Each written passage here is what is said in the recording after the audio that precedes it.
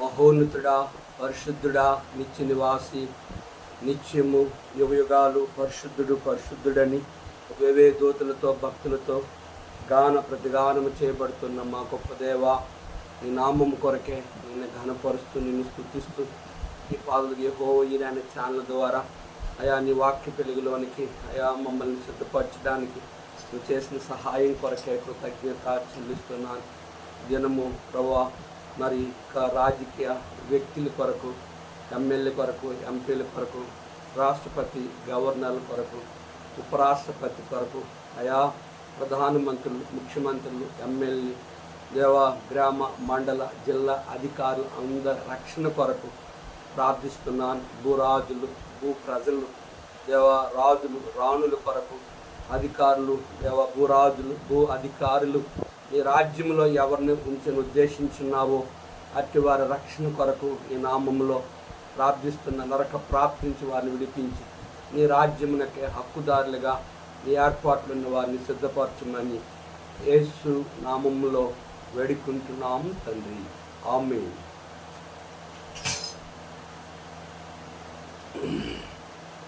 ఐదు 561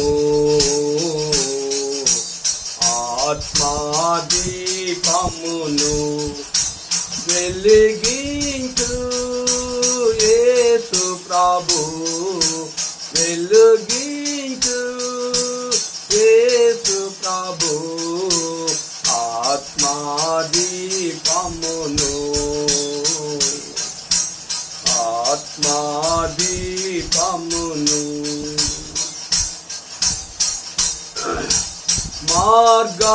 మార్గంబంతయు చీకటిమయము స్వర్గనగరికి మార్గం బెట్టులో, మార్గంబంతయు చీకటిమయము స్వర్గనగరికి మార్గం బెట్టులో, సదయా నీవే నన్ను పాటుకొని, సదయా నీవే నన్ను పాటుకొని, సరిగా నడుపుము ప్రేమ పదమున, సరిగా నడుపుము ప్రేమ పదమున, ఆత్మాదీపమును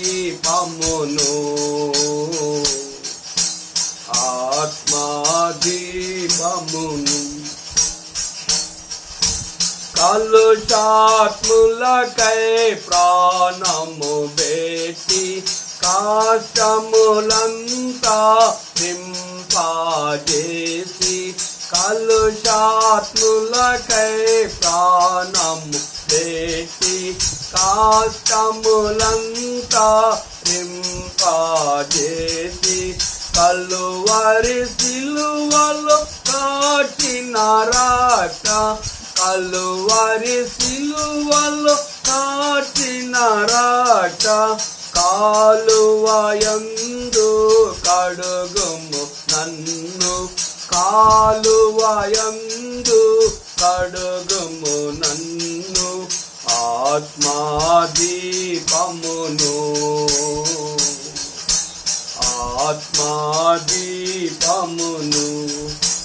వెలిగించు యేసు ప్రభు, వెలిగించు యేసు ప్రభు, ఆత్మాదీపమును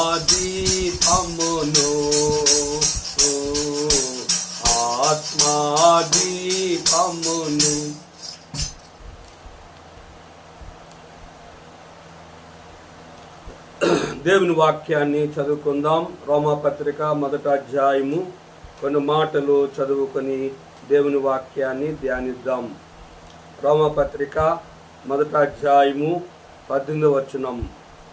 దుర్నీతి చేత సత్యమును అడ్డగించు మనుషుల యొక్క సమస్త భక్తిహీనత మీదను దుర్నీతి మీదను దేవుని కోపము పరలోకము నుండి బయలుపరచబడుతున్నది. ఎందుకనగా దేవుని గూర్చి తెలియ సఖ్యమైందేదో అది వారి మధ్య విశదమై ఉన్నది. దేవుడు అది వారికి విశదపరిచెను. బైబిల్ పల్ల పాడుకుందాం. ఆ శ్రేష్టంబు గ్రంథములో చోట చూచిన ఆధరణయున్నది, సుఖదుఖములో వాగ్దానమున్నది.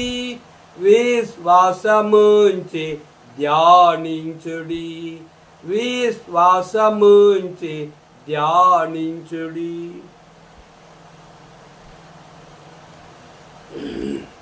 ప్రభునందు ప్రియమైన దేవుని పిల్లలకు, పరిశుద్ధులకు, దేవుని సేవకులకు, అన్యజనులైన మా ప్రియులకు ప్రభు అయిన యేసుక్రీస్తు నామములో మీ ఎల్లరికీ నా యొక్క హృదయపూర్వక వందనాలు చెల్లిస్తున్నాను. ఈ యొక్క రోమాపత్రిక 2వ వర్తమానాన్ని విందాం. రోమాపత్రిక 1వ అధ్యాయము 18-19 వచనాలను చదువుకున్నాం. 18 వచనం, 1వ అధ్యాయం 18 వచనం. దుర్నీతి చేతను సత్యమును అడ్డగించు మనుషుల యొక్కయు సమస్త భక్తిహీనత మీదను దుర్నీతి మీదను దేవుని కోపము పరలోకము నుండి బయలుపరచబడుచున్నది. దుర్నీతి అంటే పాపము, అంటే చెడు. అనగా ఈ లోకంలో ఉన్న ఏంటి రాదు దుర్మార్గంగా ప్రవర్తిస్తావు, మనిషివే నువ్వు అని అంటారు. అది దుర్నీతి. దుర్నీతిని చేత సత్యమును అడ్డగించేవారు, సత్యమునకు వ్యతిరేకముగా జీవించే వారినే దుర్మార్గులు, దుష్టులు, పాపులు, నువ్వు మనిషివా పశువా అంటారు.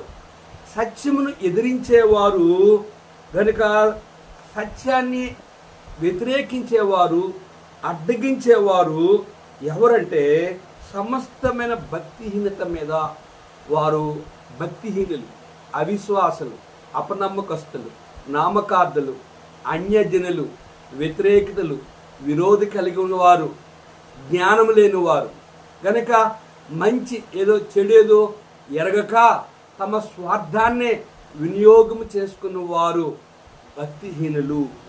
కనుక ఈ దుర్నీతి మీద దేవుని కోపము పరలోకము నుండి బయలు వెళ్ళొచ్చున్నది. దుర్నీతిగా జీవించేవారు, పాపిగా జీవించేవారు, దుర్మార్గంగా జీవించిన వారి మీదకి దేవుని కోపము ఎక్కడి నుంచి వస్తుందంటే పరలోకము నుంచి వస్తాడు. అందుకే దేవుని వాక్య దినవృత్తాల గ్రంథం 16వ అధ్యాయంలో మనం చూస్తే ఆయన కనుదృష్టి లోకమంతర సంచారము చే అవి మంచివారిని చెడ్డవారిని చూస్తాయని దేవుని వాక్యం సెలవిస్తుంది. కీర్తన గ్రంథంలో ఇంకా మనం చూస్తే కనుక యెహోవా కనుదృష్టి కనుక ఆయన ఆ కీర్తన గ్రంథంలో 52వ అధ్యాయంలో చూసినట్లయితే ఆయన ప్రతి మనుషుని పరిశీలిస్తున్నాడని రాయబడ్డారు. కనుక ఆయన కనుదృష్టికి స్పష్టమైంది, ఆయన కనబడింది ఏది ఈ లోకంలో మరుగైంది ఏది లేదు అని లేఖనము సెలవిస్తుంది. కనుక ఆయన చూచున్న దేవుడు. అందుకే ఆయన పరలోకము నుండి చెట్టు కింద ఉన్న నతానియాలు చూశాడు, చెట్టు చాటునున్న ఆదామును చూశాడు, చెట్టు మీద ఉన్న గనుక జక్కేని చూశాడు, చేప కడుపులో ఉన్న యోనాను చూశాడు.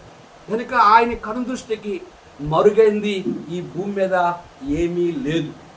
కానీ ఇక్కడ పరలోకము నుండి దేవుని కోపము బయలుపడుతుంది. ఎందుకనగా దేవుని గూర్చిన తెలియ సఖ్యమైందేదో అది వారి మధ్య విశదమైనది, అది దేవుడు వారికి విశదపరిచెను. కనుక దేవుని కోపము భూమి మీదకి జలప్రలయం ద్వారా దేవుడు ఎందుకు నోవ దినాల్లో నోవా నీ కుటుంబాన్ని కొరకే ఒక వాడిని సిద్ధపరచుకో, నేను ప్రపంచాన్ని నాశనం చేయబోతున్నాను అని ఎందుకు దేవుడు పరలోకము నుంచి భూమి మీద చూసినప్పుడు మనుషులు చేసినందుకు ఆయన సంతాపపడి భూమి మీద సమస్త మానవాళిని నాశనం చేయాలని ఆయన కోపము కలిగి నోవకు ఆ విషయాన్ని చెప్పాడు.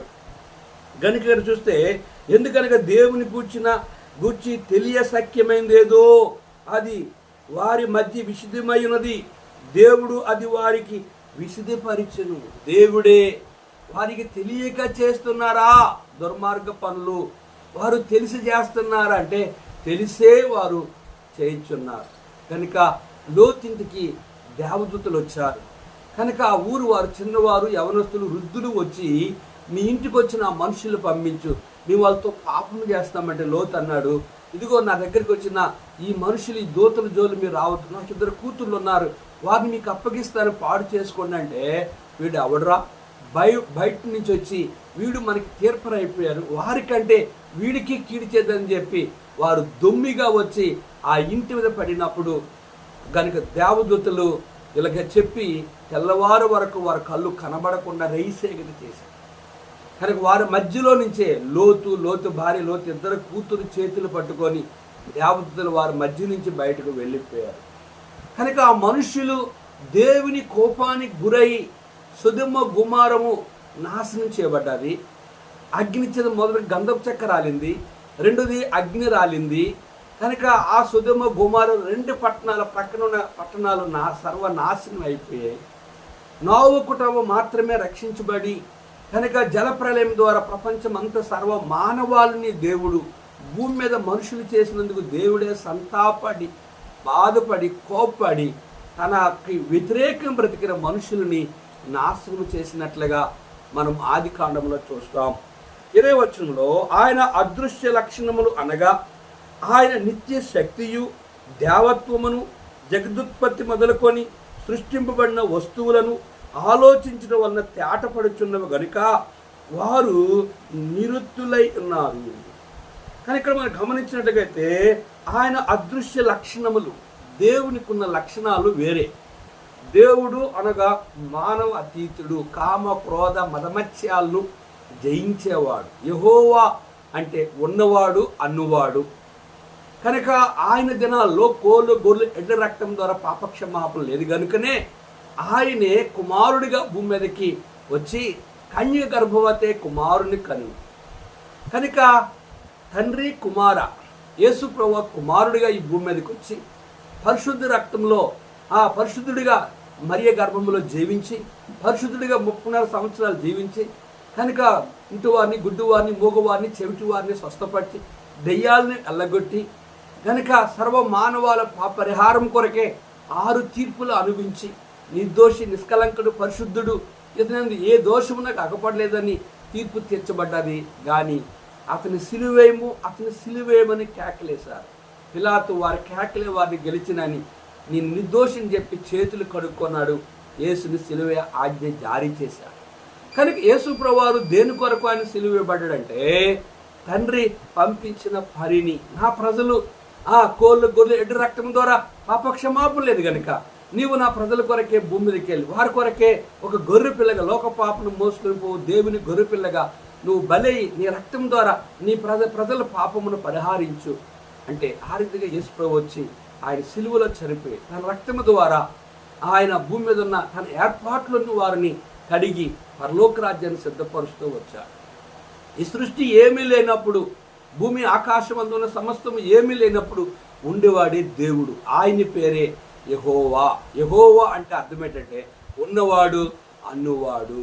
దేవుణ్ణి ఎవరైనా సృష్టిస్తే దేవుడు అవబడతాడా? దేవుడికి భార్య ఉంటే కనుక ఆయన దేవుడు అవుతాడా? దేవుడే యేసు ప్రభువారు యెహోవా దేవుడి దినాల్లో కోలు, గొర్రెల రక్తం ద్వారా పాపక్షమాపణ లేదు కనుక ఆయనే కుమారుడుగా భూమి మీదకి వచ్చాడు. కనుక కుమారుడు అంటే తండ్రి ఉండాలి, తండ్రి యెహోవా అనుకోండి, తల్లి ఉండాలి, ఆయనకు భార్య ఉండాలి. కనుక యెహోవా దేవునికి భార్య ఉంటే యెహోవా దేవుడు కాడు. యేసు ప్రభువారు ఈ భూమి మీదకి ఆయన తండ్రి ఆయన తల్లి కడుపులో పుట్టినట్లుగా అయితే యేసు ప్రభువారు కూడా దైవత్వము కలిగిన వాడు కాడు. అందుకే ఆయన తండ్రి లేనివాడు, ఆయన తల్లి లేనివాడు. హెబ్రీ పత్రిక 7వ అధ్యాయంలో ఆయన వంశావళి లేనివాడు. ఆయన జీవితకాలమునకు ఆదియు ఆయనే, అంతము ఆయనే. జీవమునకు ఆది ఆయనే, అంతము ఆయనే. కనుక ఆయన దేవుని కుమారుడై ఉండి కుమారుని పోలి ఈ భూమి మీదకి వచ్చి రక్త ప్రోక్షణ అవశ్యం తద్రక్తం పరమాత్ముడు పుణ్యాత్ముడుగా సర్వ మాన పాప పరిహారము కొరకే పరిశుద్ధ రక్తాన్ని కాచాడు. కనుక యెహోవా అంటే తన్ను తాను యెహోవా అంటే ఆయన ఉన్నవాడు అన్నవాడు, తన్ను తాను ప్రత్యక్ష ఈ సృష్టి ఏమీ లేనప్పుడు దేవుడే యేసు యెహోవా. ఆయనే యేసుప్రభు వారుగా మరీ గర్భంలోకి వచ్చాడు. ఆయన యేసుప్రభు పరలోకానికి వెళ్ళిపోయి పరిశుద్ధాత్మ దేవుని భూమిని పంపించాడు.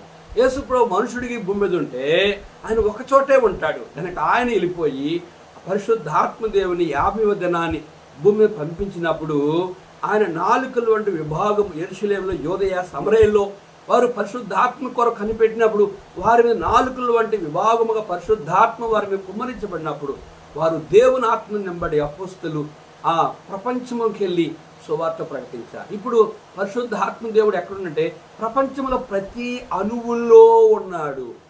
తండ్రి, కుమార, పరిశుద్ధాత్మ ముగ్గురు ఒక్కరేగానే ఉన్నారు. ముగ్గురు 3 దేవుళ్ళు కారు, ముగ్గురుకి భార్య లేరు, ముగ్గురు ఈ సృష్టి ఏమీ లేనప్పుడు ఆది కాండ నుంచి ప్రకటన గ్రంథం వరకు ముగ్గురు ఒకరిగానే ఉన్నారు. కనుక ఆయన రక్తం కిందకి వచ్చినప్పుడు ఆయన యేసు యెహోవా అంటే ఉన్నవాడు అన్నవాడు, యేసు అంటే తన ప్రజలను వారి పాపం నుండి ఆయన రక్షించడానికి వచ్చాడు. పరిశుద్ధాత్మ అంటే పాపముని గురించి, నీతిని గురించి, తీర్పుని గురించి ఒప్పింప చేయడానికి వచ్చిన పరిశుద్ధాత్మ దేవుడు. ఒక పెండ్లి కుమార్తె కన్యగా ఆ పెండ్లికి సిద్ధపరిచినట్లుగా పరిశుద్ధాత్మ పని ఏంటంటే ప్రపంచంలో క్రైస్తవ సంఘాలన్నీ ఒకే సంఘము, సార్వత్రిక సంఘము. ఈ సంఘాన్ని కన్యగా వాక్యాన్ని అనుసరించే ఆ వాక్యం చేత అలంకరించబడి వాక్యానుసరణ జీవితాన్ని జీవించి పరలోక రాజ్యానికి సిద్ధపరచడమే పరిశుద్ధాత్మక పని. కనుక యేసుప్రభు వారు రాజులకు రాజు, ప్రభువులకు ప్రభువుగా ఆయన గొర్రెపిల్ల ఓవార్చే సమయం వచ్చింది. ఆయన భార్య తన్ను తాను సిద్ధపరచుకుందని ప్రకటన 19వ అధ్యాయంలో ఆయన మధ్యాకాశానికి వస్తాడు. సంఘమని వదివి మధ్యాకాశంలో కలుసుకొని అక్కడ గొర్రెపిల్ల వివాహోత్సవ సమయము జరుగుతుంది. ఆ రాజ్యంలో యుగయుగాలు పరిశుద్ధులు ఉంటారు. దేవుని తీర్పు ఎవరి మీదకి వస్తుందంటే ఆదాము మొదలుకొని యేసు ప్రభు సిలువలో చనిపోయినంత వరకు కూడా ఎవరైతే దుర్నీతికి చేత జీవిస్తారో, ఎవరైతే సత్యమును అడ్డగిస్తారో, ఎవరైతే భక్తిహీనులుగా ఉంటారో, ఎవరైతే నోవ దినాల్లో ఉన్న ప్రజలు నాశనం అయిపోయినట్లుగా, సొదొమ గుమారులో ఉన్న ప్రజలు నాశనం అయిపోయినట్లుగా ఎవరైతే నాశనానికి కారకులుగా ఉంటారో అట్టి వారి కొరకు ఆ యొక్క నోవ దినాల్లో నోవ కుటుంబాన్ని రక్షించారు. లోతు సొదొమ గుమారాల్లో లోతు అక్కడనే నీతిమంతుడిగా రక్షించాడు. 20వ వచనం చూస్తే ఆయన అదృశ్య లక్షణములను అనగా ఆయన నిత్య శక్తియు దేవత్వమును, అదృశ్య లక్షణం కలిగిన దేవుడు కనుక నిత్య శక్తి కలిగిన దేవత్వము కలిగిన, దేవత్వము అంటే ఆయనే దేవుడు, ఆయనే రక్షకుడు. నాకు యెషయా గ్రంథం 43వ అధ్యాయం 10వ వచనం చెప్తుంది, నాకు ముందుగా ఏ దేవుడు నిర్మింపబడలేదు, నా తరువాత ఏ దేవుడు నుండడు అని స్పష్టముగా దేవుని వాక్యము తెలియజేస్తుంది. చూడండి, యెషయా గ్రంథం 43వ అధ్యాయం 10వ వచనం, మీరు తెలుసుకొని నన్ను నమ్మి నేనే ఆయనని గ్రహించినట్లు మీరును నేను ఏర్పరచుకున్న నా సేవకుడు నాకు సాక్షులు. నాకు ముందుగా ఏ దేవుడును నిర్మింపబడలేదు, నా తరువాత ఏ దేవుడు నుండడు. నేనే యెహోవాను, నేను తప్ప వేరొక రక్షకుడు లేడు. ప్రకటించువాను నేనే, రక్షించువాను నేనే, దాన్ని గ్రహింపచేయవాను నేనే. ఏ అన్య దేవతయు మీలో నుండి ఉండలేదు. నేనే దేవుడును, మీరు నాకు సాక్షులు. ఇదే యెహోవా. ఈ దినము మొదలుకొని నేనే ఆయనను నా చేతిలో నుండి విడిపింపగలవాడెవడను లేడు. నేను కార్యము చేయగా తిప్పగలవాడెవడు? ఇశ్రాయేలు పరిశుద్ధ దేవుడు మీ విమోచకుడైన యెహోవా ఇలాగ సెలవిచ్చున్నాడు, మీ నిమిత్తము నేను బబులోనును పంపితిని, నేను వారినందరినీ పారిపోనట్లు చేసేదను, వారికి అతిశయాస్పదములకు వాడలను కల్దీయులను పడవేసేదను. యెహోవానగు నేనే మీకు పరిశుద్ధ దేవుడు, ఇశ్రాయేలు సృష్టికర్తనగు నేనే మీకు రాజును. సముద్రములో త్రోవ కలుగు చేయవాడును, వడిగల జలములలో మార్గము కలుగు చేయవాడును, రథమును గుర్రమును శానలను సూర్లను నడిపించు నాకు యెహోవా ఇలాగూ సెలవిచ్చున్నాడు. వారందరూ ఏకముగా పండుకొని లేవలేకయుందురు, వారు లయమై జనుపు నారవలే ఆరిపోయిరి. గమనించారా? కనుక ఈ రీతిగా సృష్టికర్తన దేవుడు, ఆయనే జగద్రక్షకుడు, ఆయనే నిత్యత్వం కలిగిన వాడు, ఆయన దేవత్వం కలిగిన వాడు.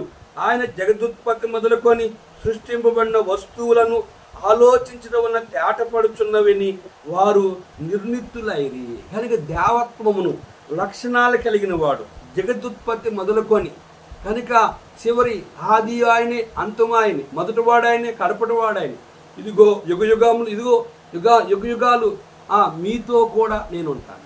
కనుక యుగాంతం వరకు కూడా ఈ లోకము నాశనమైనే కాకుండా యుగములో కూడా ఆ నిత్య రాజ్యమైన పరలోకములో ఉండగలిగే దేవుడు జగదుత్పత్తి మొదలుకొని సృష్టింపబడిన వస్తువులను ఆలోచించడం వలన తేటపడుచున్నవి గనుక వారు నిర్మిత్తులై మరియు వారు దేవుని ఎరిగియు ఆయనను దేవునిగా మహిమపరచలేదు, కృతజ్ఞతాస్తులు తెలపనూ లేదు, కానీ తమ వాదముల యందు వ్యర్థులైరి. చూసారా? వారు దేవుని ఎరిగియు ఆయన్ను దేవునిగా మహిమపరచలేదు, ఆయన కృతజ్ఞతలు చెల్లింపనూ లేదు, వారు తమ వాదముల విషయమై వ్యర్థులైరి. సృష్టికర్తన దేవుణ్ణి ఎరువుక వాదించేవారుగా, వ్యతిరేకించేవారుగా, మానవ జ్ఞానముతో, మానవ తెలివితేటలతో, కుయుక్తితో మానవుడు దైవత్వాన్ని ఆలోచనలు వస్తువులుగా, మానవుడు దైవత్వాన్ని నిర్మితులుగా, మానవులు దైవత్వాన్ని దేవుని ఎరిగియు దేవుని మహిమపరచలేని వారుగా, దేవుని కృతజ్ఞతలు చెల్లించలేని వారుగా తమ వాదముల యందు వ్యర్థులైరి. ఇదియుగాక వారు అవివేక హృదయమును అంధకారమాయను తాము జ్ఞానులమని చెప్పుకొనుచు బుద్ధిహీనులైరి. గమనించారా? వారు అవివేక హృదయమును అంధకారమాయను తాము జ్ఞానులమని చెప్పుకొనుచు బుద్ధిహీనులైరి. సృష్టికర్తను దేవుణ్ణి మరిచి సృష్టిని పూజించడానికి మానవుడు ఇష్టపడుతున్నట్లుగా ఈ మాటలో మనకు అర్థమవుతుంది. చూడండి 23 వారు అక్షయుడగు దేవుని మహిమను క్షయమగు మనుషుల యొక్కయు పక్షుల యొక్కయు చతుష్పద జంతువుల యొక్కయు పురుగుల యొక్కయు ప్రతిమా స్వరూపముగా మార్చింది. సృష్టికర్తను దేవుని ఎరుగుక, సృష్టికర్తను దేవుని ఆరాధించక, సృష్టికర్తను దేవుణ్ణి తెలియడానికి జ్ఞానం లేక వారు బుద్ధిహీనులై అవివేకులై వారు తాము జ్ఞానులమని చెప్పుకొనుచు ఎవరిని వారు పూజిస్తున్నారంటే అక్షయుడగు దేవుని మహిమను క్షయమగు మనుషుల యొక్కయు, మనుషులు పూజిస్తున్నారు, పక్షులను పూజిస్తున్నారు, చతుష్పద జంతువులు పూజిస్తున్నారు, పురుగులను పూజిస్తున్నారు, ప్రతిమా స్వరూపములుగా దేవుని స్వరూపములుగా వాటిని చేస్తూ వాటిని పూజిస్తూ ఉన్నారు.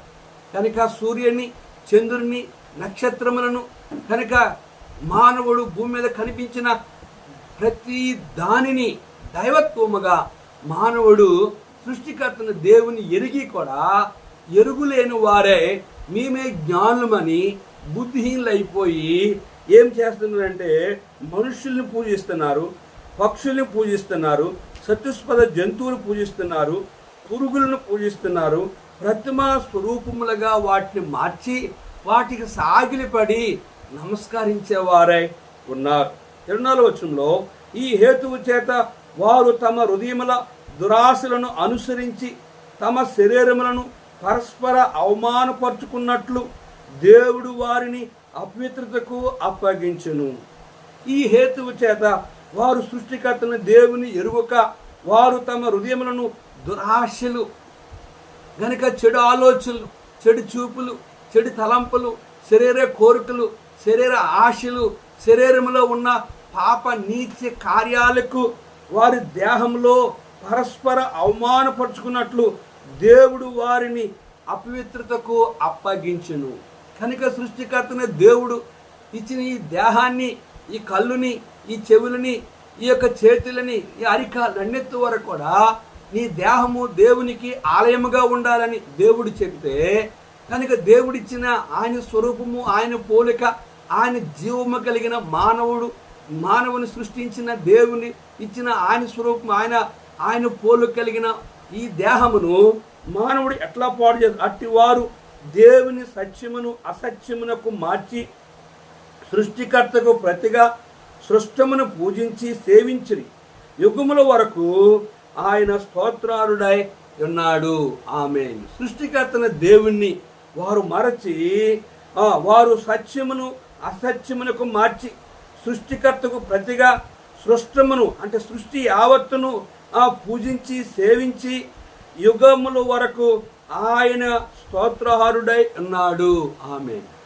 కనుక యుగములకు కనుక ఈ సృష్టి ప్రారంభము ఆయనే, ఈ సృష్టి ముగింపు ఆయనే. ఆయనకు ముందు ఏ ఒక్కరూ లేరని మనం చదువుకున్నాం. కనుక అట్టి సృష్టికర్తన దేవుని మర్చి కనుక వారు దేవుని సత్యమును ఆ దేవుని సత్యమును అసత్యమునకు మార్చి సృష్టికర్తకు ప్రతిగా సృష్టమును ఈ సృష్టిలో ఉన్న ప్రతి దానిని దైవత్వం అని చెప్పి పూజించి మానవుడు శరీరమును 24వ వచనంలో ఈ హేతువు చేత వారు తమ హృదయముల దురాశలు అనుసరించి తమ శరీరములను పరస్పర అవమానపరుచుకున్నట్లు దేవుడు వారిని అపవిత్రతకు అప్పగించును. ఇంకా చూసినట్టు 26వ వచనంలో అందువలన దేవుడు తుచ్చలమైన అభిలాషులకు వారిని అప్పగించును. వారు స్త్రీలు సహితము స్వభావక ధర్మమును విడిచి స్వభావక విరోధమైన ధర్మమును అనుసరించిరి. దేవుడు వారిని తుచ్చలమైన అభిలాషులకు వారిని అప్పగించును. వారు స్త్రీల యొక్క స్వభావకమైన ధర్మమును కాపురమును విడిచి కనుక వారు విడిచి ధర్మమునకు విరోధ స్వభావముగా వారు ధర్మశాస్త్రానికి వ్యతిరేకముగా పాపము చేయొచ్చు. అటువలే పురుషులు కూడా స్త్రీల యొక్క స్వభావకమైన ధర్మమును విడిచి పురుషులతో పురుషులు అవార్చికమైనది చేయొచ్చు. తమ తప్పిదమునకు తగిన ప్రతిఫలము పొందుచు ఒకరి ఎడల ఒకరు కామతురులైరి. ఇక్కడ స్త్రీలు స్త్రీలతో పాపము చేస్తున్నారు, పురుషులు పురుషులతో పాపము చేయొచ్చు. మీ దేహము దేవుని కాలేము, అది పరిశుద్ధముగా ఉండాలి. దేవుని ఆత్మ మీలో ఉండాలి. నా ఆత్మ లేనివాడు నావాడు కాడు. సృష్టికర్తన దేవుని స్వరూపము నీది, ఆయన పోలిక నీది, ఆయన జీవము నీది, ఆయన దేహము నీది. నీ లోకములో నీ అరికాలు నడినెత్తు వరకు కూడా నీ దేహం అంతా నీది కాదు. కనుక అట్టి దేవుని ఆలయమున నీ దేహాన్ని కనుక స్త్రీలు స్త్రీలతో పురుషులు పురుషులతో కనుక అవాంఛికమైన పాప నీతి కార్యాలు సొదొమ గుమార ప్రజలు స్త్రీ యొక్క స్వభావమును స్త్రీని పెళ్లి చేసుకొని పిల్లల కనమని దేవుని ఆజ్ఞ. కనుక పురుషులు పురుషులతో పాపం చేస్తే స్త్రీలు స్త్రీలతో పాపం చేస్తే భూమి మీద సంతానాభివృద్ధి కలగదు. ఆదామవ్వల్ని దేవుడు ఇదిగా ఆశ్రయించారు. మీరు ఫలించి అభివృద్ధి పొంది భూమిని నిండించి దాన్ని లోపరుచుకోండి, సముద్రపు చేపలను ఆకాశ పక్షులను ఏలుడి అని దేవుడు ఆదామవ్వలని దీవించాడు. కనుక ఈ మనుషులైతే సృష్టికర్తన దేవునికి వ్యతిరేకముగా ఈ దేహముతో ఆయన్ని ఆరాధించేక ఆయన స్తుతించకుండా ఆయన కృతజ్ఞత చెల్లించకుండా కనుక దేవుణ్ణి మరిచిన వారే, ఆయనకి విరోధముగా బ్రతికిన వారే సృష్టికర్తను విడిచి సృష్టమును పూజించి దేవునికి విరోధకరంగా ఈ దేహముతో పాప నీతి కార్యాలు చేసి సొదొమ గుమార ప్రజలు దేవుని కోపానికి గురయ్యారు. కనుక దినాలు ఉన్న ప్రపంచంలో ఉన్న ప్రజలు నీటి చేత నాశనము చేయబడుతూ వచ్చారు.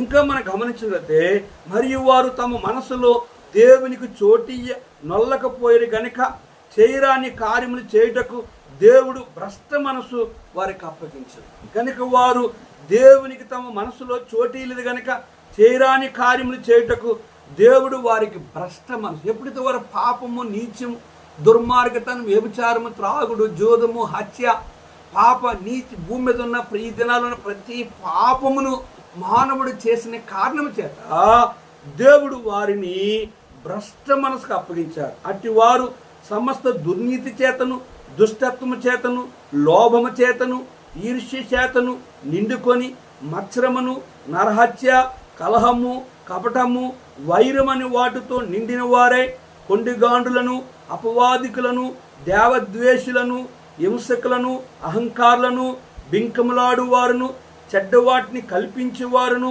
తల్లిదండ్రులకు అవిధేయులను అవివేకులను మాట తప్పువారును అనురాగరహితులను నిర్దయులైనవి. ఇట్టి కార్యములను అభ్యసించువారు మరణమునకు తగినవారు అను దేవుని న్యాయ విధిని వారు బాగుగా ఎరిగియుండియు. గమనించాలన్నమాట. వారు బాగుగా ఎరిగియుండియు వాటిని చేయుచున్నారు.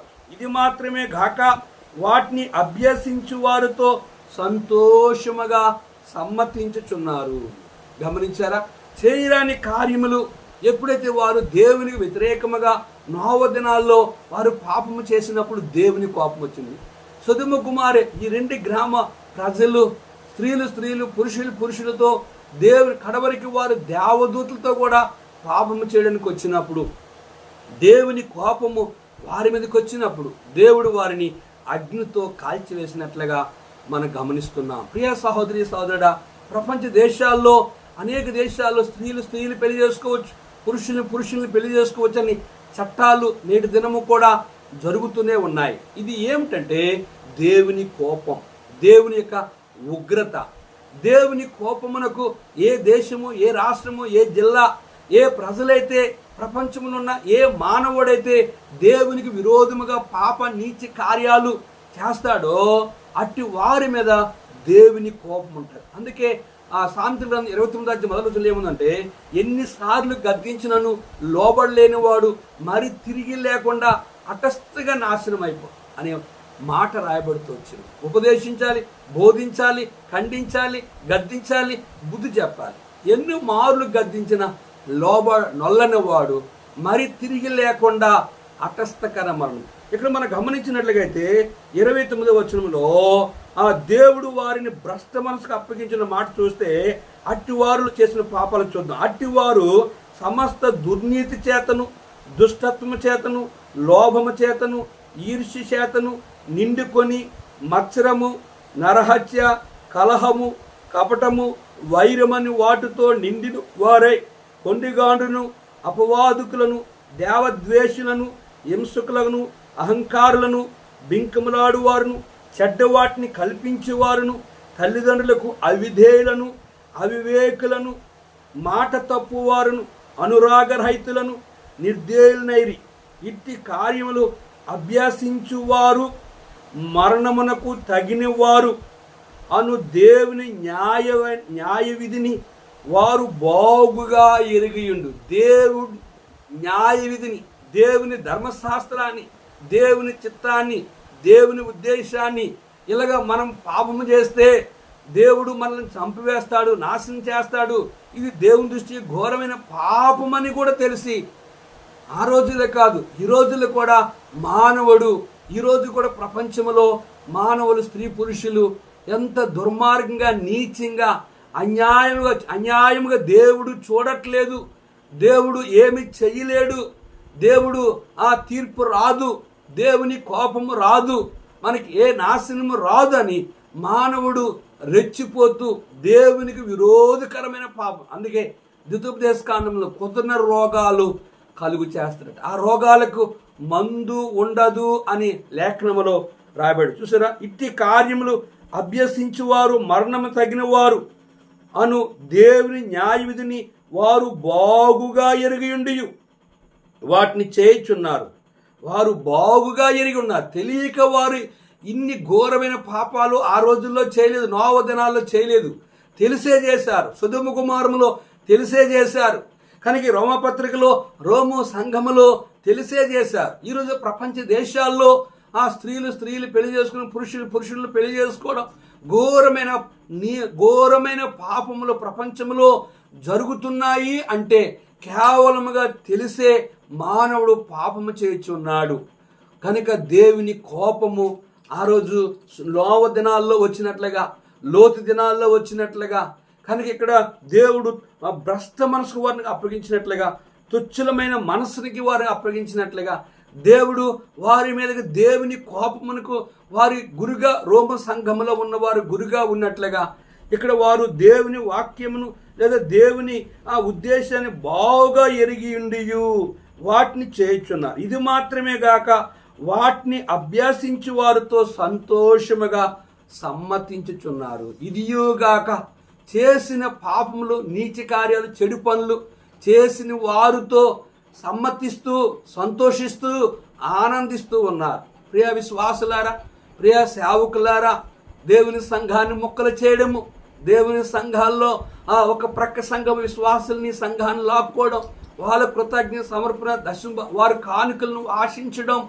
కనుక వారి సంఘాన్ని పాడు చేయడము, వారి దేవుని సేవకు అడ్డుగా ఉండడము, దేవుని కార్యాన్ని దేవుని సేవకు ఆటంకం ఉండము తెలిసే నువ్వు చేయుచున్నావు గనుక వాటిని చేసేవారితో నువ్వు సంతోషిస్తూ ఉన్నావు గనుక తెలిసి చేసిన వానికి క్షమాపణ లేదు గనుక వారు కుక్కను పోలి పందిని పోలి ఉన్నట్లుగా పేతురు పత్రికలో పేతురు తెలియజేస్తుంది. నీతి మార్గమును అనుభవపూర్వకంగా తెలుసుకొని తమకు అప్పగింపడిన ఆజ్ఞను తొలగిపోవట కంటే ఆ మార్గము అనుభవపూర్వకంగా తెలియక ఉండిటియే వారికి మేలు. ఇక్కడ వారు దేవుని న్యాయవిధిని బాగా ఎరిగి ఉండి వారు చేసిన పాపములు అదియుకాక చేసిన వారితో వారు సంతోషించేవారుగా, చేసిన వారిని ప్రోత్సహించేవారుగా, చేసిన వారితో వారు సమ్మతించేవారుగా, చేసేవారితో వారికి సహకరించేవారుగా. అందుకే బైబిల్ చెప్తుంది, పరులు పాపంలో నువ్వు పాలివాడువై ఎండొకము. కనుక సామెతల గ్రంథము 1వ అధ్యాయము మనం గమనించినట్లుగైతే సామెతల గ్రంథము 1వ అధ్యాయంలో దేవుని వాక్యము ఎంతో స్పష్టముగా మనకు తెలియజేస్తుంది. 10వ వచనంలో, నా కుమారుడా, పాపులని ప్రేరేపింపగా ఒప్పకము, మాతో కూడా రమ్ము, మనం ప్రాణము తీటికే పొంచిందుము, నిర్దోషం యొక్కను పట్టుకుని దాగిందుము, పాతాల మనుషులు మింగివేయినట్లు వారిని జీవముతోనే మృంగివేదు, సమాధానం దిగువారు మృంగబడినట్లు వారు పూర్ణ బలముతో నుండగా వారిని మృంగివేదు రమ్ము అని వారు చెప్పినప్పుడు ఒప్పకము. పలు విధములైన మంచి సొత్తులు మనకు దొరుకును, మన ఇంట్లో దోపుడు సొమ్ముతో నింపుకొందము, నువ్వు మాతో పాలివాడవై ఉండుము, మనందరికీ సంచి ఒక్కటే ఉండును అని వారు నీతో చెప్పెదరు. నా కుమారుడా, నీ వారి మార్గమును పోకము, వారు త్రోవరి యందు నడవకుండా నీ పాదము వెనుకకు తీసుకొనము. కీడు చేటకే వారి పాదములో పరిగెత్తును, నరహత్య చేటకే వారు త్వరపడుచుందురు. పక్షి చూచుండగా వలవేట వ్యర్థము, వారు స్వనాశ్రమునకే పొంచియుందురు, తమ్మును తామే పట్టుకుంటగా దాగియుందురు. ఆశాపాతుకులందరి గతి అట్టిదే, దాన్ని స్వీకరించి వారి ప్రాణము అది తీయను. గమనించారా? కనుక దేవుని కోపమునకు ఆ రోజులు కాదు, ఈ రోజులు కూడా దేవుని కోపానికి అన్యజనులు కానీ, విశ్వాసులు కానీ, సేవకులు కానీ దేవుని ఉగ్రతకు గురుగా లేనివారై గనుక నీ తప్పిదమును, నీ అవిధేయతను ఒప్పుకొని పశ్చాత్తాపడి ఆ నిదుట నీతిమంతుడిగా జీవిస్తే నిత్యరాజ్యమైన ఆ పరలోకములో ఉండగలుగుతావు. లేదా అగ్ని ఆరదు, పురుగు చావదు, యుగయుగాలు నరకముంది. ప్రభువుని కొరకు జీవించే పరిశుద్ధులు, ప్రభు కొరకు జీవించే నమ్మకమైన సేవకులకు పరలోకం ఉంది. నరకం కావాలా? పరలోకము కావాలా? బావుగా ఎరిగియుండి, దేవుని న్యాయ విధులు ఎరిగియుండి కూడా నువ్వు ఆ పాపము చేసినట్లయితే దేవుని ఉగ్రత మీదకి వస్తుంది, నిత్య నరకానికి వెళ్తావు. కనుక ఆ నరకం తప్పించుకోవాలా? సేవకులుగా, విశ్వాసులుగా దేవుని వాక్యాన్ని ఎరిగి కూడా మాతోరా సంచి ఒకటే, జాలి ఒకటే, దోపుడు సొమ్ముతో నింపుకుందుము అని నిన్ను ఎవరైనా ప్రార్థిస్తే, నా కుమారుడా, పాపులని ప్రేరేపింపగా ఒప్పకము అని నీ పాదము వెనుక తీసుకోమని దేవుని వాక్యము స్పష్టంగా తెలియజేస్తుంది. సృష్టికర్తను దేవుని విడిచిపెట్టి సృష్టమును పూజించినట్లుగైతే అగ్ని ఆరదు, పురుగు చావు. ప్రభు అయిన యేసుక్రీస్తు వారిని నువ్వు స్వీకరిస్తే నిత్య రాజ్యం. ఏది కావాలో నీవే కోరుకో. జీవముగల తండ్రి, కొన్ని మాటలు మా ప్రియులున్నారు, నీ ఏర్పాట్లు ఉన్న వారిని నరకం నుంచి విడిపించు. నీ ఏర్పాట్లలో లేకి నీకు విరోధముగా బ్రతికి ఘోరమైన పాప నీచి కార్యాలు కలిగిన వారు నరకానికి పోకమునిపే నీ ఏర్పాట్లు ఉన్న వారిని కూడా రక్షించు. సేవకులే, విశ్వాసులై ఆయా బావుగా ఎరిగి ఉండి వాక్యాన్ని, బైబిల్ని ఆయా చేస్తున్న పాపమును, నీచి కార్యాలు చేస్తున్న వారిని కూడా క్షమించు, సరిచేయమని యేసు నామంలో అడిగి వేడుకుంటున్నాం తండ్రి. ఆమేన్. మన పరమ తండ్రి దేవుని ప్రేమయు, కుమారుని యేసుక్రీస్తు వారి కృపయు, పరిశుద్ధాత్మక అన్యోన్య సహవాసం తాను ప్రేమించు వారికి కొడును మనకు తోడుండి ఆశీర్వదించునుగాక. ఆమేన్. ఆత్మాదీపమును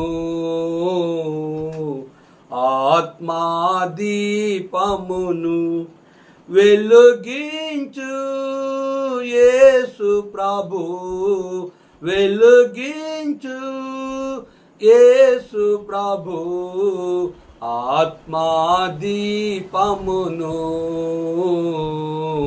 ఆత్మాదీపమును.